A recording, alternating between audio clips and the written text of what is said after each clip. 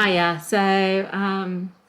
Just a quick update on IFS really. So obviously I went to IFS over the weekend and it was great. It was really good. Not quite what I was expecting. I think I was expecting more like exhibitors and stuff, but it was literally just more of a conference. So lots of talks and things going on. The only bit was there was quite a lot and there was almost like 2 or 3 different breakout areas, and with the breakout areas it was quite cool because you could either there was a big live stage where it was like proper panels or speeches, and then there was some like more intimate sessions downstairs. The only thing was there was there was sessions that I didn't really feel any of those, or there was sessions where I wanted to do both. So I had to pick and choose. So that was quite challenging because some of them, I think the highlight of that weekend was Ben and Sophie. Their session was really good. I really liked theirs. And I honestly could have sat there and listened to them for hours. So they had a 1 hour session and I could have sat there for hours. I think Steve Bartlett was really good as well. Stephen Bartlett. So his session was really good, and Courtney Black. And then I think a lot of the panels were really good. Like the panel sessions were fabulous. And then there was quite a lot of like menopause and women in fitness sessions, which were for me quite good because they were things that I wanted to listen to. There was a lot about social media and coaching, but I mean, I'm not a coach, so some of it didn't apply.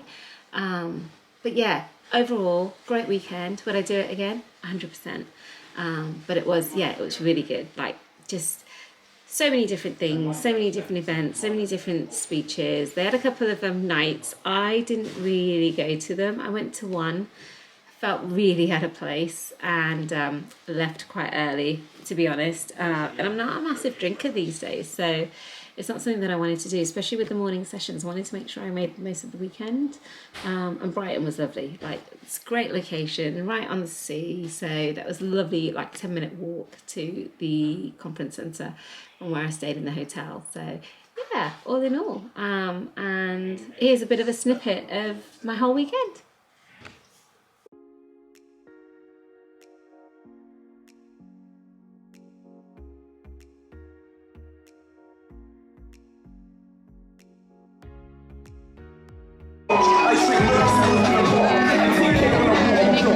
You man try get loud. All of my man them move so foul. I might sing by you so down. Nowadays all of my shows sold out. Headline 2 year blood sold out. When we roll in, they roll out.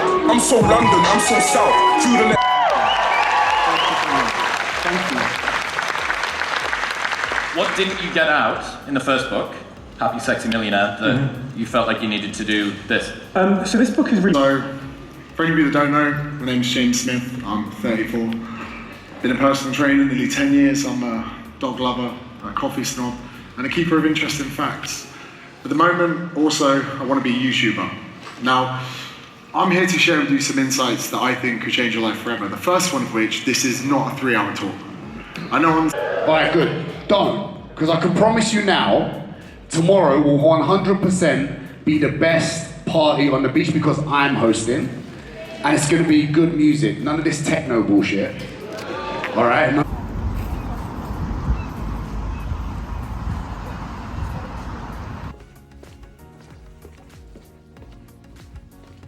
You want to improve people's lives, you want to see that and you get a kick out of that.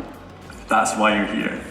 Whether it's a personal trainer, a yoga instructor, a physiotherapist, the fitness industry ultimately. Extremely well. He is a lover of mojitos. OG followers will know this. Mojitos, cold apples, they have to be cold. And he has a newfound love for mochi, which I think that was probably in the last year or so. I feel like people in England won't even know what that is. It's like an Asian snack. It's like a rice cake, glutinous rice cake snack. And I had to make sure this word was not offensive because I had just learned it from him. He is the sweetest yet simultaneously cheekiest scamp. Yeah, I was like, scamp's fine. Yeah, Scamp's and I like to say he is the most delicious English snack of all the snacks out there. I was like 18 years old, yeah. And it just kept growing and growing and growing. And then I left my job, started doing PT in full time, started writing. A question, how did you get started, just in fitness in general? Well, when I was... Hello everybody, thank you very much for being here. That was a very, I feel like a massive anticlimax. Like, how can I work that entrance at all? Gosh, I know we can talk about something really happy and positive like mental health. Heart, which is mental health.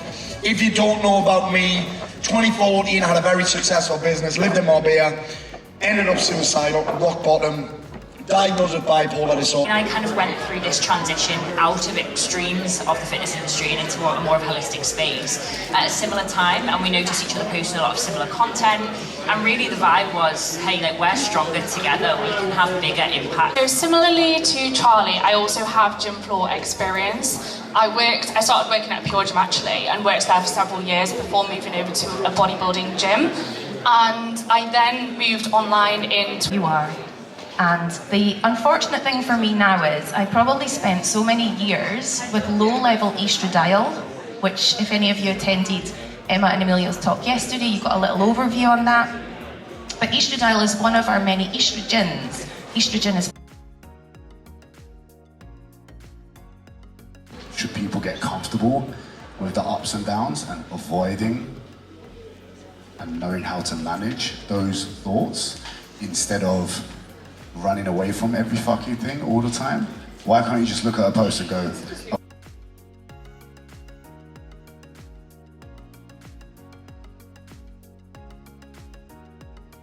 Yeah, I don't know what else to say about that.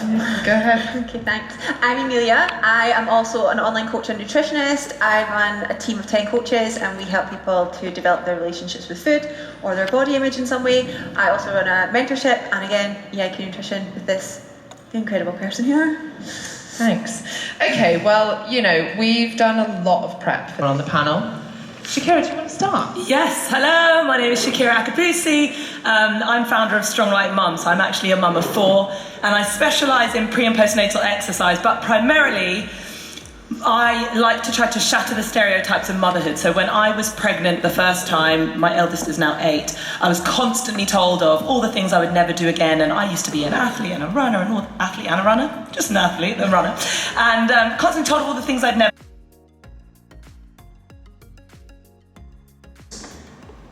Impacts us both negatively and positively is different, but even more importantly than that, sometimes the same person is different at different times.